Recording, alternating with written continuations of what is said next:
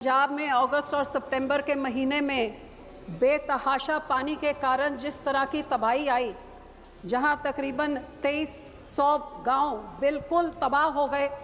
आप सोचें कि कई 5 लाख एकड़ ज़मीन बिल्कुल तबाह हो गई। ब्यास, रवि, सतलुज का पानी ऐसा तबाही लेके आया। अब ये भी एक चर्चा का विषय है कि डैम कंट्रोल ठीक से नहीं हुआ तो उसमें कुदरती आपदा कितनी और मैन मेड आपदा कितनी थी। पूरी तरीके से तबाह हुए और 5 लाख एकड़ से ज़्यादा खड़ी फसल, बिल्कुल तैयार फसल थी जो वह पूरी तरीके से फ्लड के कारण बर्बाद हो गई। और हमारे जो डिस्ट्रिक्ट में जितनी जो सबसे बड़ी प्रॉब्लम आई है वो सभी बॉर्डर डिस्ट्रिक्ट हैं। और ये वही डिस्ट्रिक्ट हैं सभापति जी जहाँ जिन लोगों ने ऑपरेशन सिंदूर के दौरान भारतीय सेना के साथ कंधे से कंधा मिलाकर इस देश की लड़ाई लड़ी थी। कि सेंटर कह रही है कि स्टेट डिजास्टर रिलीफ फंड का 12,500 करोड़ रुपए स्टेट के पास है, लेकिन हमारी स्टेट की सरकार और स्टेट के वित्त मंत्री जी कह रहे हैं कि उनको सिर्फ 1500 मिला है अप्रैल से इस साल में। अब जो 1600 करोड़ रुपए प्रधानमंत्री जी ऐलान करके गए हैं कॉम्पनसेशन का, जो बिल्कुल ऊंट के मुंह में तिनके के बराबर है, तो वो ये छोटी रकम भी वो कह रहे हैं वित्त मंत्री पंजाब के आम आदमी पार्टी के कि वो रकम नहीं आई है। जब बिहार में इलेक्शन होते हैं तब तो आप बोलियां लगाते हैं 50,000 करोड़ दूं के 70,000 करोड़, 80,000 करोड़ दूं के 90,000 करोड़। और एक तरफ पंजाब वो राज्य जिसने इस देश की आज़ादी के लिए इस देश के अनाज भंडार भरने में सबसे बड़ा योगदान दिया हो, उसको उस प्रदेश को मुश्किल के समय में अपने उस हालात पर छोड़ देना, मुझे लगता है इससे बड़ी डिस्क्रिमिनेशन नहीं हो सकती। 5 लाख एकड़ से ज़्यादा खड़ी फसल, बिल्कुल तैयार फसल थी जो वह पूरी तरीके से फ्लड के कारण बर्बाद हो गई। और हमारे जो डिस्ट्रिक्ट में जितनी जो सबसे बड़ी प्रॉब्लम आई है वो सभी बॉर्डर डिस्ट्रिक्ट हैं। और ये वही डिस्ट्रिक्ट हैं सभापति जी जहाँ जिन लोगों ने ऑपरेशन सिंदूर के दौरान भारतीय सेना के साथ कंधे से कंधा मिलाकर इस देश की लड़ाई लड़ी थी। आज तकरीबन 2 महीने हो गए सभापति जी। ऑनरेबल प्राइम मिनिस्टर साहब भी वहाँ विजिट किया, आए, भारत सरकार के तमाम मंत्री साहबान आए, लेकिन 1 रुपया भी वो 6 जिलों के लोगों को दोबारा से पैरों पर खड़ा करने के लिए, रिहैबिलिटेट करने के लिए 1 रुपया भारत सरकार की तरफ से नहीं दिया गया। इवन सभापति जी जो हरियाणा और राजस्थान की सरकारें पंजाब के हिस्से का पानी मांगती और क्लेम करती हैं अपने पानी का, उन सरकारों ने भी इस मुश्किल घड़ी में, इस विपत्ति के समय में पंजाब का साथ नहीं दिया। और पंजाब के लोगों ने इस सारी मुश्किल को अपने आप झेला। मैं आपके माध्यम से भारत सरकार को कहना चाहता हूं, ऑनरेबल प्रधानमंत्री जी को, कि जब बिहार में इलेक्शन होते हैं तब तो आप बोलियां लगाते हैं 50,000 करोड़ दूं के 70,000 करोड़, 80,000 करोड़ दूं के 90,000 करोड़।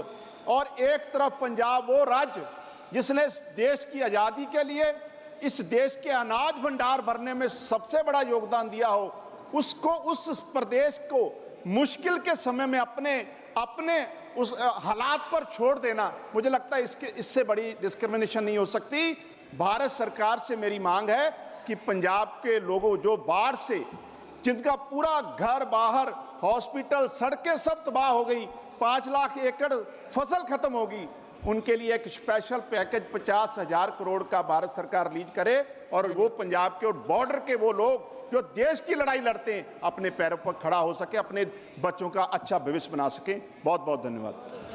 माननीय सदस्य श्रीमती हरसिमरत कौर जी।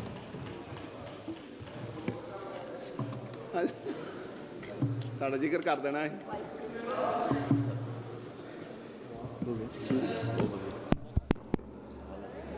शुक्रिया मैडम। मेरे से पहले जो मेरे साथी ने जो इशू रेज़ किया, मैंने भी इसी इशू के बारे में आपके संज्ञान में लेके आना था कि पंजाब में अगस्त और सितंबर के महीने में बेतहाशा पानी के कारण जिस तरह की तबाही आई, जहां तकरीबन 2300 गांव बिल्कुल तबाह हो गए।